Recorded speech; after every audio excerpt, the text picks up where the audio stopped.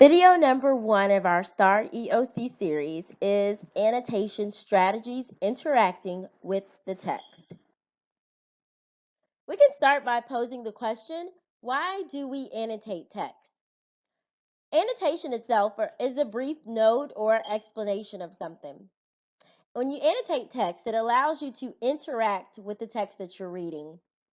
So interact just means that you act in such a way that it has an effect on you. When you're taking these notes or giving an explanation of something or connecting it to yourself, you're becoming a partaker and not just a bystander of what you're reading. Annotation also improves comprehension or understanding of text. Now, this helps when you're taking STAR because you don't want to read a really long passage and then get to the end and say to yourself, now, what did I just read? So, when you're taking these notes, you fully understand and you're taking part and you're interacting with the text, and that allows you to go deeper than just a surface understanding of what you're reading. You're allowing yourself to connect to yourself and make predictions and evaluations and inferences and all those lovely things that we do in class. So let's look at some annotation strategies, and strategies are just different ways of doing things. First thing you can do is number the paragraphs. You just simply put a number beside each paragraph that they have listed. You do that in chronological order, of course, 1, 2, 3, 4, 5, 6, or however many they have. Next, you can underline or highlight unfamiliar words, and this is the step that I always say you cannot be lazy on. If you don't know the word, simply underline it or highlight it, and then go back and look it up. Look up the word because it may be crucial to get a good understanding of what the author is trying to tell you. Next, you can question the text. So this is part of that lovely interaction that I was talking about.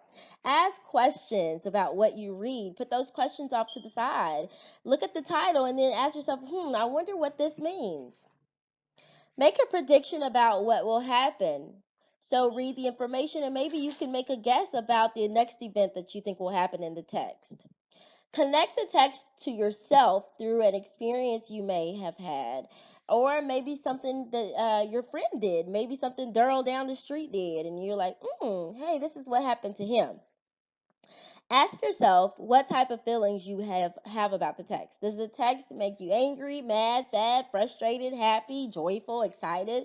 What kind of feelings do you have after reading or while reading the text? And last, you can evaluate the text. Is it a good text? Is it well written? How do you feel about it? Did they give good, valid information, or was it simply an opinion about something? This is The Narrative Hair by Malcolm X. If you received an EOC STAR packet from me, then it's in your packet. I'm going to go through and annotate it using a think aloud process so that you can see how I would use those strategies that I discussed with you on the previous slide. So the first thing that I'm going to do is simply number my paragraphs 1, 2, 3, 4, 5. The title is Hair, and I already have a question. What about hair? Is it cutting hair? Growing hair? What about hair? Shorty soon decided that my hair was finally long enough to be conked. He had promised to school me in how to beat the barbershop's $3 to $4 price by making up congoline and then conking ourselves. So I'm going to circle the name Shorty because I know that's not my narrator and that person might be important. I'm also going to underline the word conked, congoline, and caulking. They all seem like they might be related, and they might be crucial to me understanding what the author is trying to tell me, so I would want to look those up. After looking them up, I found that conch is a hair straightening gel. So I'm going to put straightening Hair gel. straightening gel. Okay. My next question is why?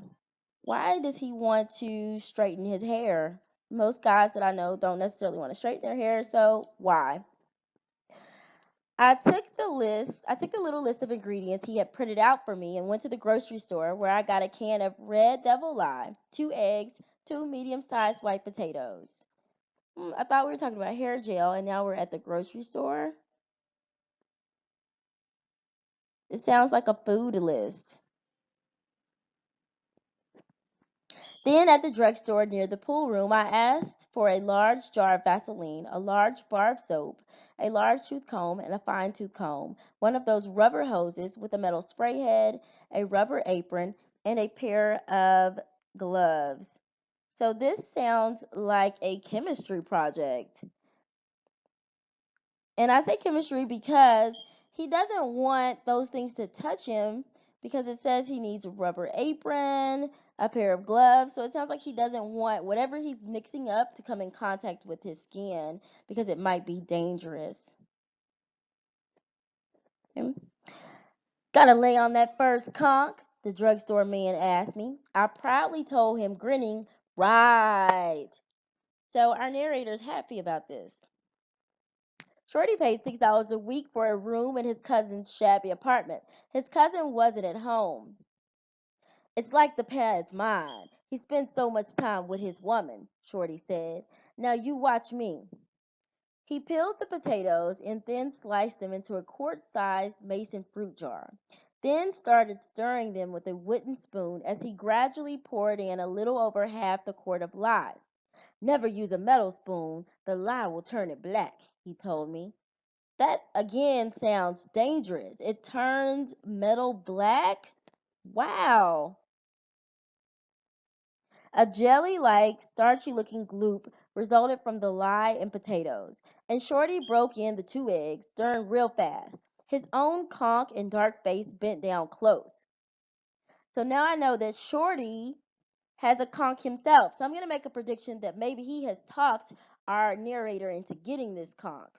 So I predict that Shorty talked him into it. Shorty talked him into it. The concholine turned pale yellowish. Feel the jar, Shorty said. I cut my hand against the outside and snatched it away. Damn right it's hot, that's the lie, he said. So you know it's gonna burn when I comb it in. It burns bad, but the longer you can stand it, the straighter the hair. Oh, okay, so now I can make a connection. It sounds like Malcolm X, which is our narrator, is getting a relaxer, or what some people call a perm. So, relaxer or perm. And I can connect to that because I've had a relaxer before. I got my first one in 5th grade, so I'm going to put that down. 5th grade. Okay, so 5th grade, he's getting a relaxer or a perm. I can connect that experience to my own experience. So I've just annotated for you the narrative here by Malcolm X, the first 5 paragraphs. Strategies that I did not cover on those 5 paragraphs were evaluating. An evaluation, you would just ask yourself, is this a good piece? And if I like it, what makes it good? If it's bad, what makes it a bad piece? And then feeling, does the piece make me happy, sad? Does the text make me frustrated? How do I feel about it? Now, when you take your STAR test, you don't have to use every single one of these strategies. However, if you only chose 4 or 3 or 4 to do, 3 or 4 would be better than none. You could see just in those 5 paragraphs how we were able to actually interact with the text. Instead of just being a bystander, we were able to take part in what the author was trying to tell us by connecting it to ourselves, making predictions, and questioning the text. If you have any questions or comments, please leave them for me below so that I can hit you back or maybe do a special video for you. So remember, get that EOC packet done and good luck. Love you guys lots. See you on Monday.